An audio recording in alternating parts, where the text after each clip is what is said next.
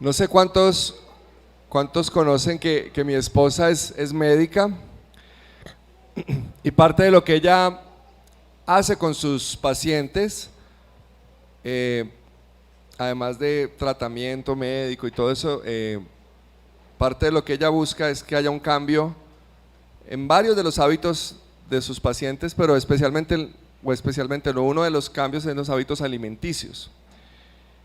Y veníamos conversando en el carro sobre cómo ella busca que sus pacientes puedan cambiar sus hábitos alimenticios. Y es un desafío siempre, es un desafío para ella, con sus pacientes y para nosotros también. Creo que no sé cuántos de ustedes han luchado con cambios en su comportamiento y querer cambiar algo y no poder.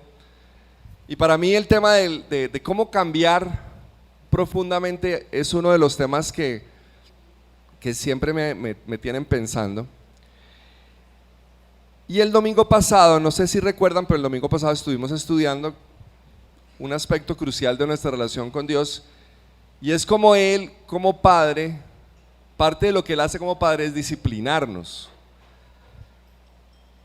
Y vimos que Él nos disciplina para que seamos santos. No sé cuánto recuerdan, pero en Hebreos 12:10 dice: en efecto, nuestros padres nos disciplinaban por un breve tiempo como mejor les parecía, pero Dios lo hace para nuestro bien, a fin de que participemos de su santidad. Cuando yo estaba escuchando esto el domingo pasado, yo decía: miércoles, esto es como complicado, porque Dios como Padre quiere que nosotros seamos santos, y ser santos es para nuestro bien. Ahora, hoy en día eso no suena, no se predica mucho y no se habla mucho de que ser santo es bueno, ser santo es para nuestro bien, pero eso es lo que la palabra dice. Y más abajito en el versículo 14 dice: busquen la paz con todos y la santidad, sin la cual nadie verá al Señor. Y yo decía: ¿cómo así que sin la santidad, sin la cual nadie verá al Señor? Este tema de la santidad es un tema muy central en la palabra. Y como vemos, Jesús, Dios nos hace santos para nuestro bien, porque sin santidad nadie verá al Señor. La pregunta que a mí me surgió el domingo pasado, y que puede que a usted le haya surgido también, es: ¿qué hacemos entonces para ser santos? ¿Cómo logramos ser santos? ¿Cómo participamos de la santidad de Dios? ¿Cuál es nuestra parte para ser santos? Dice que Dios nos disciplina y nosotros debemos obedecerle, pero ¿qué hacemos para obedecerle?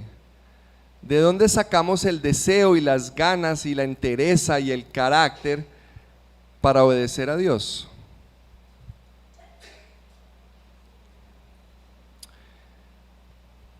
Emmanuel Kant, en Crítica de la Razón Práctica, dice: dos cosas colman el ánimo con una admiración y una veneración siempre renovadas y crecientes, cuanto más frecuente y continuadamente reflexionamos sobre ellas. Dos cosas: el cielo estrellado sobre mí y la ley moral dentro de mí. Y una autora más contemporánea, Adela Cortina, en un libro que ella escribe, Ética sin moral, dice: porque la cansina repetición de la ley y el castigo no conforman conductas humanizadoras permanentes, no elevan sin más el grado de humanidad de las personas. Si los sujetos de la vida humana no comprenden y sienten que la ley, si la hay, viene desde dentro, que es su propia ley. Todos tenemos ese deseo de querer ser de cierta manera, todos sabemos muy bien cómo debemos comportarnos. El problema es que no sabemos cómo cambiar para comportarnos de la manera que quisiéramos comportarnos. Si Dios existe, el cómo debemos comportarnos es dictado por Él.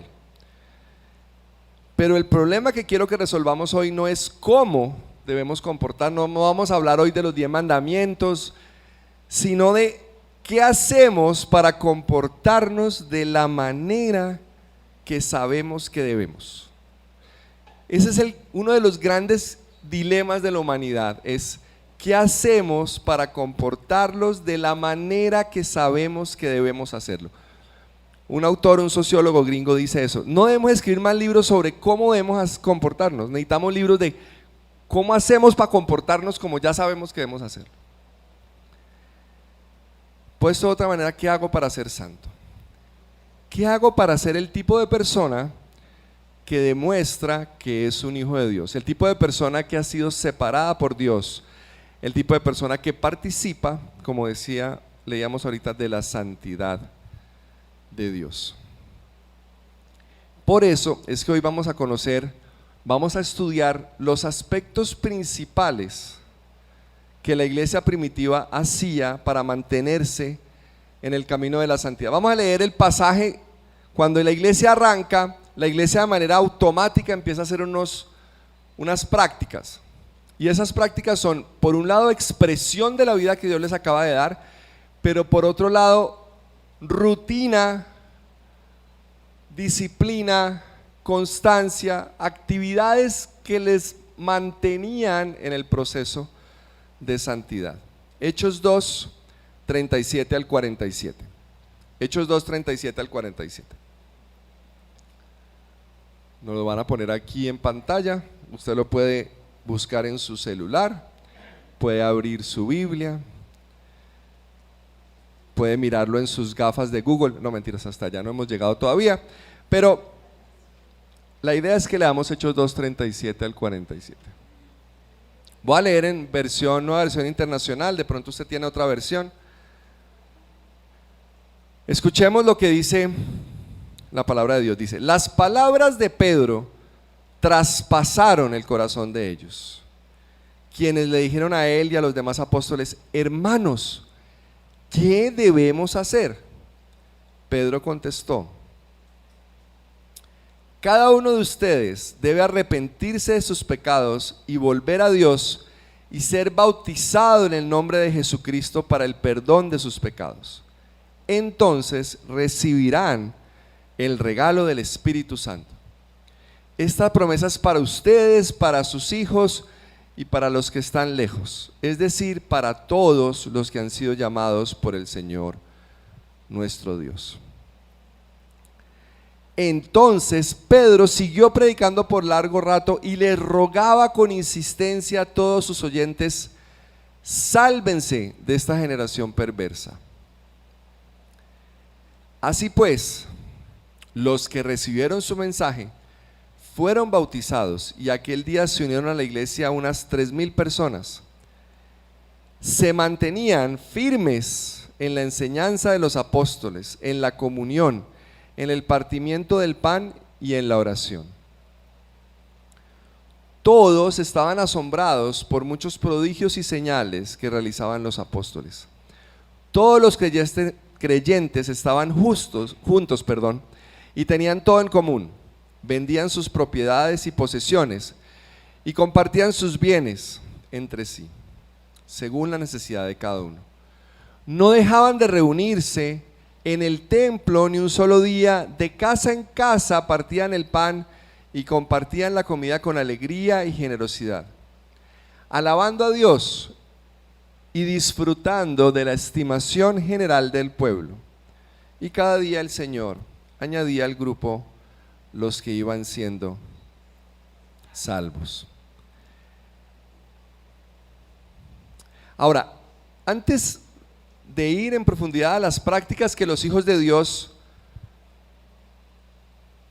porque esto era lo que hacían los hijos de Dios, los que habían recibido el Espíritu Santo, los que Dios disciplina para que sean santos, antes de ver qué es lo que ellos hacían, cuál fue la expresión de encontrarse con Dios y de recibir al Espíritu Santo, antes de ver qué es lo que ellos hacían para que podamos ser santos, primero miremos un poquito si somos o no somos sus hijos, porque esto es para hijos, la disciplina es para hijos, no es para los que no son hijos. Y algunos somos hijos, algunos de pronto todavía no son hijos, Y es muy importante esto, porque este mensaje es para los que realmente han recibido el don del Espíritu Santo, los que Dios disciplina. Entonces, ¿cómo llegamos a ser hijos? Los versículos 37 al 40 nos lo muestran de manera muy precisa. Dice: las palabras de Pedro traspasaron el corazón de ellos, quienes les dijeron a él y a los demás apóstoles: hermanos, ¿qué debemos hacer? Nos hemos dado cuenta que queremos esto, ¿qué hacemos? Pedro contestó: cada uno de ustedes debe arrepentirse de sus pecados, volver a Dios y ser bautizado en el nombre de Jesucristo para el perdón de sus pecados. Entonces recibirán el regalo del Espíritu Santo. Esta promesa es para ustedes, para sus hijos, para los que están lejos, es decir, para todos los que Dios ha llamado. Ahora que estamos en plena Copa América, hoy juega Colombia, usemos el ejemplo de un equipo de fútbol para ilustrar esto. Pregunta capciosa, ¿cuál es el requisito número 1 para pertenecer a la selección Colombia de mayores? Ser colombiano, ¿qué más? Tener la edad, ser jugador de fútbol, ¿qué más? Ser bueno, ser un buen jugador, tener las destrezas. Bien. Por ahí vamos. El requisito número 1 es haber sido llamado por el técnico, haber sido seleccionado.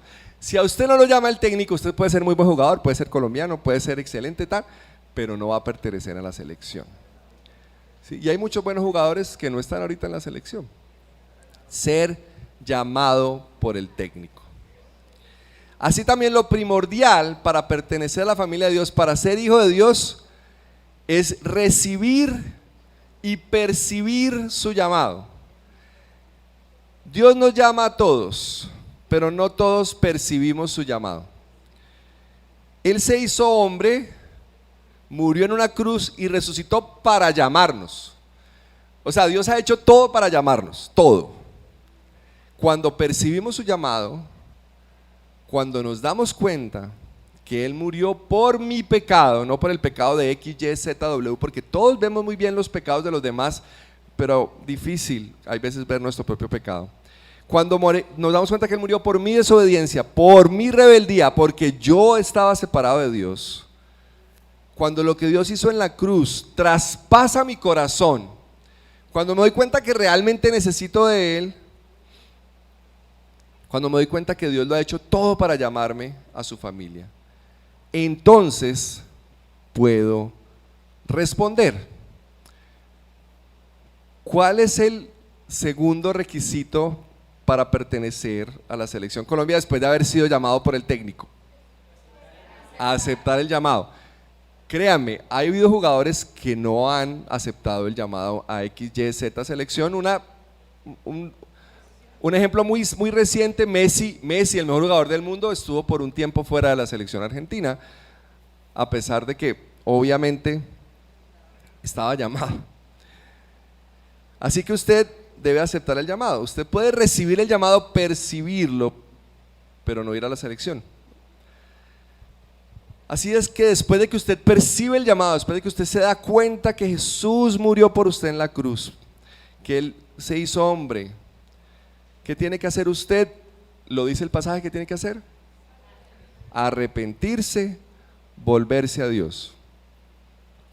Y ser bautizado era la manera en que eso se expresaba públicamente. Pero cada uno de ustedes debe arrepentirse de sus pecados y volver a Dios. Así que antes de hablar de lo que esta gente hacía para ser santos, pregúntese si usted ha escuchado el llamado de Dios, si usted ha escuchado que Dios lo dio todo por usted en una cruz, que Dios se hizo hombre en la cruz por su pecado, por su desobediencia, por su rebeldía. Y segundo, responda a ese llamado. ¿Cómo? Arrepintiéndose. ¿Qué es arrepentirse? Es decir, no voy a seguir viviendo mi vida como la venía viviendo, separado de Dios, sin tener en cuenta a Dios, sin adorarlo, sin tenerlo como el más importante, y voy a empezar a vivir como si Dios es todo, es la vida misma.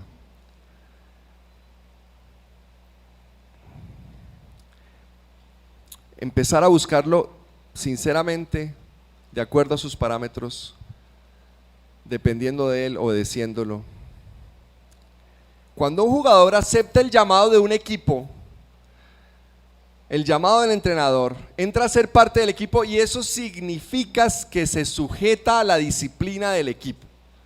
O sea, usted va a la selección mayores y usted tiene el privilegio de ser parte del equipo, pero además le toca obedecerle al nuevo técnico, a Queiroz, y él está cambiando el tipo de juego y a todos les tocó cambiar de tipo de juego. Cuadrado anda más defensivo de lo que normalmente es. Bueno, en fin, usted se sujeta a lo que el técnico dice. Si usted quiere ser parte de la familia de Dios, pues usted tiene que cambiar su corazón y querer arrepentirse y obedecer a Dios. Y de esas acciones, de esa disciplina propias de la familia de Dios, propia del equipo, es que vamos a hablar hoy. Pero recuerden, esto es solo para los que están adentro de la familia, los que ya son hijos. Si usted no está seguro de que es hijo, primero debe asegurarse de ser hijo, o si no, esto le va a entrar en reversa. Debe arrepentirse y entrar a la familia de Dios. Estudiemos pues los aspectos principales que la iglesia primitiva hacía para mantenerse en el camino de la santidad. Lo central que la iglesia hacía para desarrollarse como hijos, para llegar a ser hijos santos.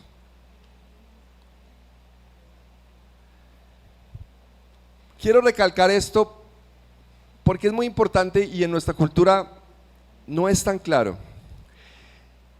Como ya vimos, estas son unas prácticas de los que ya son hijos. Estas no son actividades para llegar a ser hijo. No, usted puede hacer esto porque es hijo. Esto no es un campo de entrenamiento para ver si nos llaman a la selección. Usted ya es parte de la selección. Esto es para los que ya están. Y es porque somos hijos que deseamos y podemos hacer lo que vamos a aprender. Es porque entendemos que Dios nos ama tanto que envió a su Hijo a morir por nuestros pecados, que nos involucramos en estas actividades. Es porque ya tenemos al Espíritu Santo, es porque ya somos hijos, porque ya tenemos vida, que podemos ejercitarnos en estas prácticas. Es como, lo contrario es como si llevaran a un muerto a la selección Colombia. No importa cuánto le digan lo que debe hacer, nunca lo va a hacer, pues porque está muerto. Asimismo, estas prácticas son solo para aquellos que tienen vida, que ya están vivos, que tienen el Espíritu Santo, que pertenecen a la familia de Dios, que son sus hijos. Ser sus hijos nos capacita y nos motiva para obedecerlo.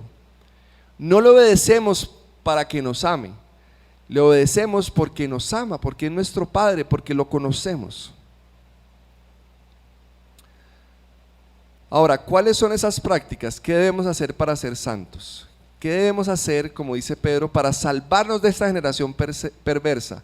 ¿Qué debemos hacer para ser distintos? Porque eso somos llamados, a ser una comunidad santa, un pueblo apartado para proclamar a Dios. Como cantábamos aquí, somos nación santa para proclamar las verdades, la belleza, las verdades de aquel que nos llamó de las tinieblas a la luz. ¿Qué es eso principal, eso básico que debemos hacer?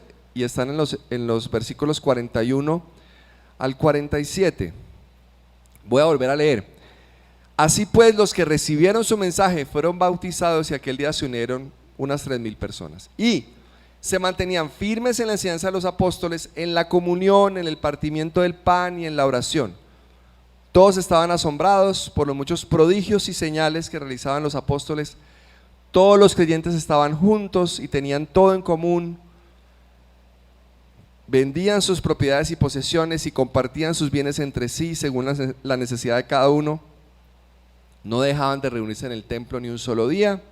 De casa en casa partían el pan, compartían la comida con alegría y generosidad, alabando a Dios y disfrutando de la estimación general del pueblo. Y cada día el Señor añadía al grupo los que iban siendo salvos. La Biblia plantea que lo que define nuestra vida es nuestro corazón. Proverbios 4:23 dice: por sobre todas las cosas cuida tu corazón porque de él mana la vida. Y Jesús dijo en Mateo 5:19, porque del corazón salen los malos pensamientos, los homicidios, los adulterios, la inmoralidad sexual, los robos, los falsos testimonios y las calumnias. Así que estas prácticas que la iglesia primitiva eran las prácticas necesarias para que sus corazones se mantuvieran adorando a Dios. Ese arrepentimiento inicial es eso, es cambiar el Dios que yo tenía por el Dios de la Biblia. Ahora, hoy en día en nuestra cultura eso del Dios que yo tenía, hoy nadie cree en Dios, ni los cristianos adoramos a Dios, porque realmente no vivimos para Él y porque Él es la vida. Uno puede ser cristiano y tener, no sé, el Dios dinero, el Dios prestigio, el Dios comodidad, el Dios hijo, el Dios papá, el Dios mamá. Bueno, Dios es aquello por lo cual vivimos, aquello que si nos lo quitan se nos acaba la vida. En esa época era más fácil, allá la gente en esa época a las deidades le sacrificaba a los hijos. La gente tenía un concepto de Dios equivocado, pero adoraban algo y lo tenían muy claro. Lo que la comunidad primitiva, la iglesia primitiva empieza a hacer es la expresión de la adoración a Dios y la manera de mantenerse adorando a Dios. La clave de nuestra vida es cómo cultivamos un corazón que adora al Dios revelado en Jesucristo. Cuando nos arrepentimos recibimos vida para poder cultivar un corazón que adora a Dios, y es cuando adoramos continuamente a Dios que nuestra vida cambia.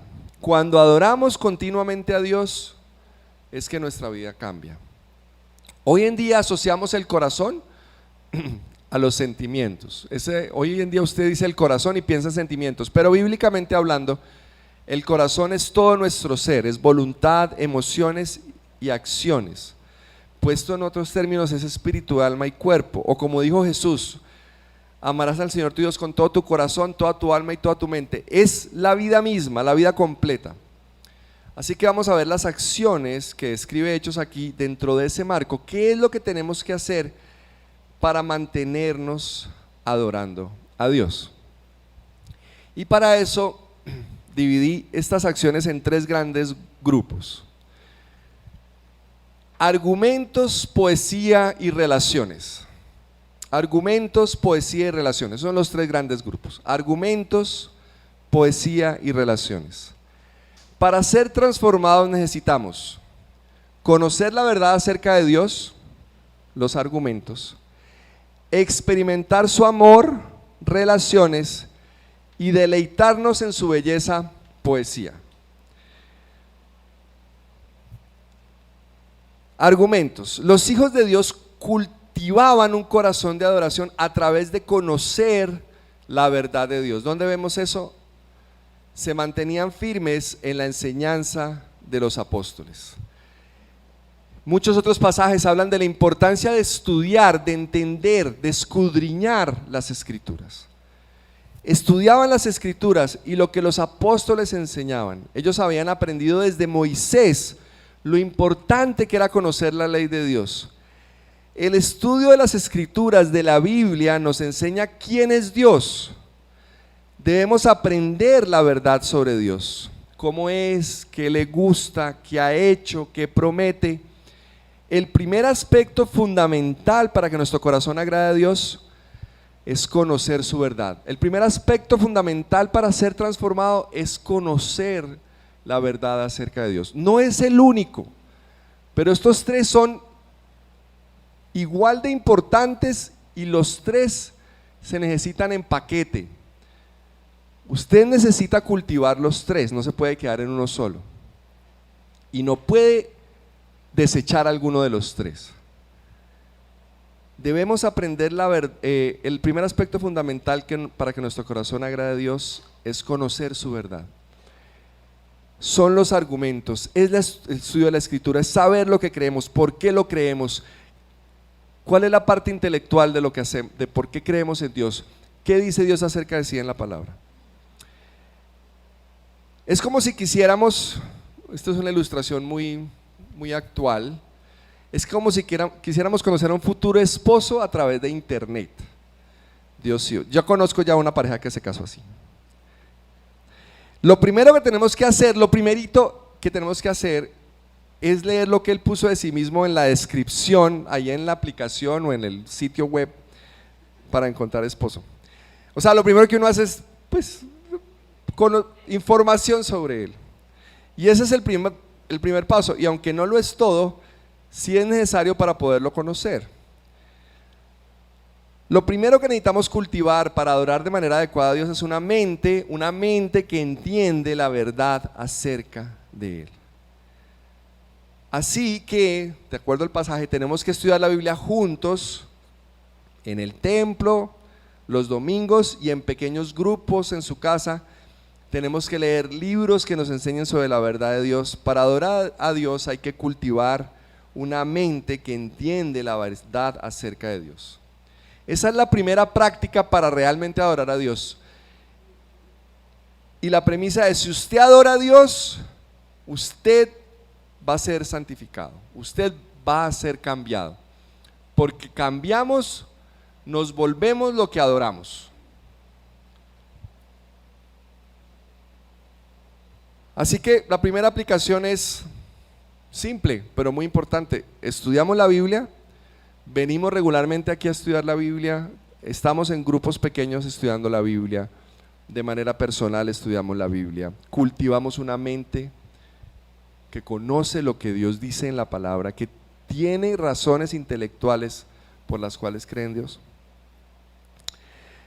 Argumentos. La segunda, cultivar relaciones que muestran y experimentan el amor de Dios. Relaciones.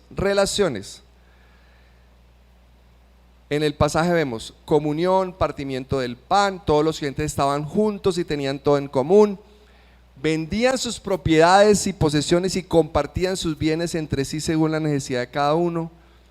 No dejaban de reunirse en el templo ni un solo día, y en las casas, de casa en casa partían el pan, compartían la comida con alegría. La comida es importante, yo siempre lo he dicho. Generosidad. La segunda manera en que cultivamos un corazón que adora a Dios es relacionándonos unos con otros en amor y generosidad. Somos parte de una nueva familia, y eso significa que nos amamos como hermanos. Significa que si alguno de nosotros está en necesidad, nosotros estamos en necesidad. Jesús dijo por ahí: en esto conocerán que son mis discípulos. ¿En qué? En que se aman los unos a los otros. También dijo Jesús: no hay mayor amor que este. ¿Que qué? Que el que da la vida por sus amigos o por su hermano. Dios lo ejemplificó todo. Una de las cosas que me encanta del Dios de la Biblia es que Dios no nos pide nada que Él ya no haya hecho por nosotros. Dios lo dio todo por nosotros, todo, literalmente todo. Nosotros también debemos dar de lo que tenemos y de lo que somos por los demás, por los otros, por los que son parte de la familia. Hay maneras drásticas y sencillas de hacer esto. Maneras drásticas: dando dinero, tiempo y esfuerzo por el bien de los otros que pertenecen a esta iglesia. Maneras sencillas: apoyando el trabajo de los que pertenecen a esta iglesia. Si usted necesita un arquitecto, pues lo busca dentro de la iglesia. Si usted necesita un ingeniero, lo busca dentro de la iglesia. Pero también significa compartir la vida, comer juntos de manera regular, cultivar relaciones cercanas, no solo el saludo del domingo. Obviamente usted no puede tener relaciones cercanas con todo el mundo, pero sí debe haber relaciones cercanas con algunos de la iglesia. Si usted no tiene un grupo de personas dentro de esta iglesia que lo aman y lo animan a las buenas obras, usted no está cultivando un corazón que adora a Dios. En el ejemplo del novio, del esposo que estaba buscando por internet, que por ahora es conocido, ni siquiera es novio, es conocerlo y pasar tiempo con él, pero también conocer a su familia y relacionarse con ella, pues para conocerlo a Él. Usted se va a casar finalmente con esta persona, pero si usted se casa también, las relaciones cercanas que Él tiene también son, y esa es una manera de conocerlo. Entonces debemos no solo reunirnos los domingos como lo hacemos, pero entre semana también, construir relaciones de amor, comiendo, a mí me encanta esa parte de comer, estudiando la Biblia juntos como vimos, amándonos al conocer y suplir nuestras necesidades unos por otros. Así que lo segundo que debemos cultivar es un corazón que adora a Dios a través de relaciones de amor. Relaciones de amor. Entonces lo primero, un corazón que adora a Dios a través de argumentos, la verdad, conocer la verdad, cultivar la mente. Lo segundo, relaciones que experimentan el amor de Dios. La tercera manera en que cultivamos un corazón que adora a Dios es deleitándonos en su majestad y belleza. Y eso sí que nos queda difícil a los occidentales, pero tenemos que recuperarlo y hay espacios y todavía existe ese espacio. No solo es cultivar la mente, no solo es cultivar el amor unos por otros, es también cultivar el sentido de asombro ante Dios. Poesía es la palabra que yo puse allí, arte. Y en el pasaje lo vemos en la oración, oraban juntos, no dejaban de reunirse en el templo, la reunión en el templo implicaba para ellos como judíos ir a donde Dios estaba, la presencia de Dios, invocar a Dios. Pero eso fue cambiando porque ellos se dieron cuenta que Dios estaba entre ellos. La cena del Señor es una manera de despertar sentimientos de asombro frente a lo que Dios ha hecho por nosotros. Dios es un Dios muy pedagógico y Dios no solo nos dejó información, Dios nos dejó prácticas que nos ayudan a conectarnos con quién es Él. Dice que un profundo temor reverente vino sobre todos cuando vieron lo que estaba pasando, y también que todo el tiempo alababan a Dios. La oración, la Santa Cena, el reunirse a alabar, a adorar, todas son maneras en que contemplamos la majestad de Dios, su belleza, nos dejamos cautivar por su presencia, por quién es Él. Aquí ya pasamos a calificación R. En nuestro ejemplo de conseguir esposo por internet, después de conocerse personalmente, empezar a cultivar una relación, pasar tiempo juntos, verse a los ojos, estar enamorados, todo eso es parte de cautivarse. Entonces deciden casarse y después de que se casan se deleitan el uno al otro a través de cultivar intimidad sexual. Con Dios eso se manifiesta en las diferentes acciones que nos ayudan a contemplarlo, a deleitarnos, juntos cantar, juntos alabar, juntos orar para estar con Él, juntos experimentar un temor reverente, juntos contemplar su gloria. Esta es la más difícil para la mente actual, que le han enseñado a vivir solo de certezas científicas. Pero la verdad es que la realidad también tiene poesía, también tiene arte, la realidad tiene significado. Ante el nacimiento de un bebé, ante la muerte de un ser querido, nos damos cuenta que la vida tiene que ser mucho más que hechos científicos. El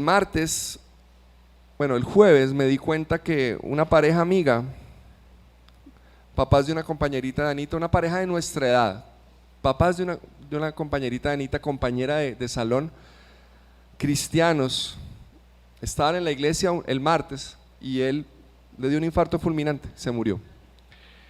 Y uno dice, Señor, ¿cómo enfrenta uno eso si la vida no tiene significado más allá de la muerte? La vida es mucho más que hechos científicos, muchísimo más. La vida tiene significado. La imaginación, el arte, la poesía nos recuerdan que somos más que materia. Hay algo que está más allá de nosotros mismos, hay algo que está allá afuera, que es trascendente. Dios es la belleza en su máxima expresión. A mí me gusta bucear, meterme allá en las profundidades del mar.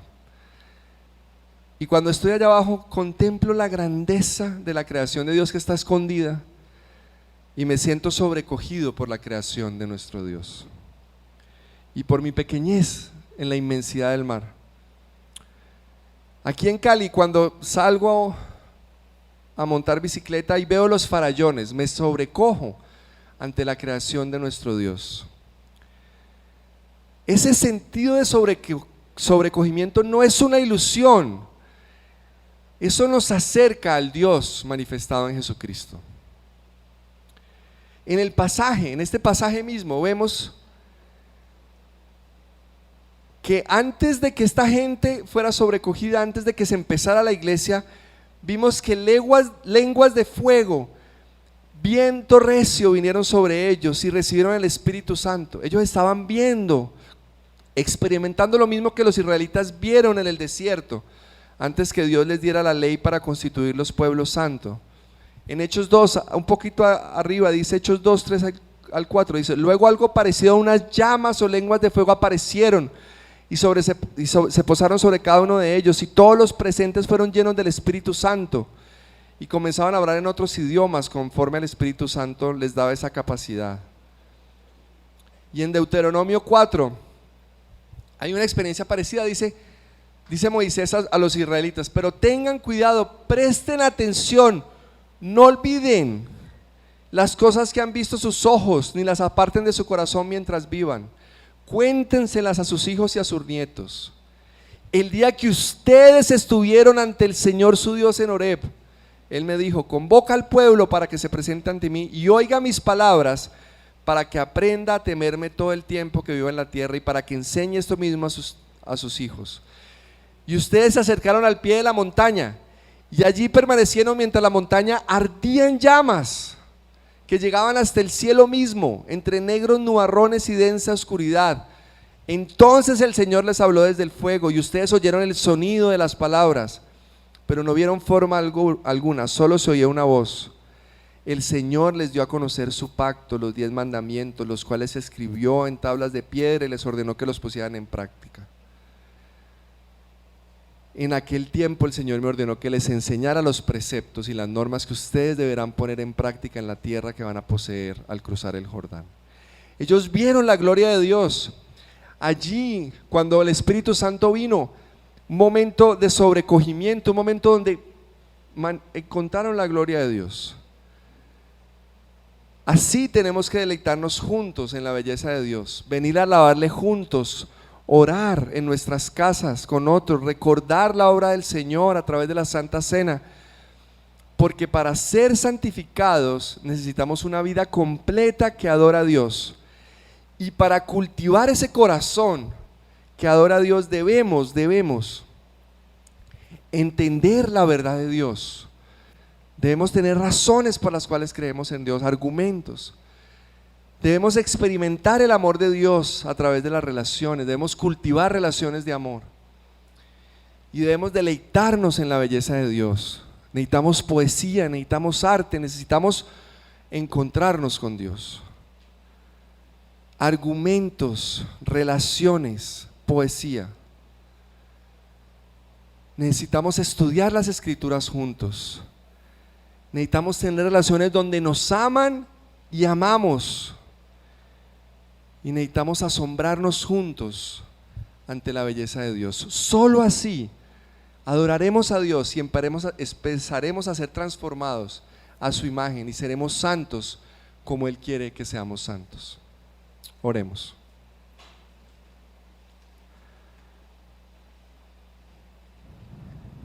Señor, aquí estamos ante tu palabra y queremos responder en adoración, en obediencia, en entrega. Ayúdanos, Señor. Ayúdanos a cultivar esta vida que si no la cultivamos no llegaremos a ser santos. No podremos gozar de la vida plena que tú nos prometes a través de tu disciplina. Queremos ser santos.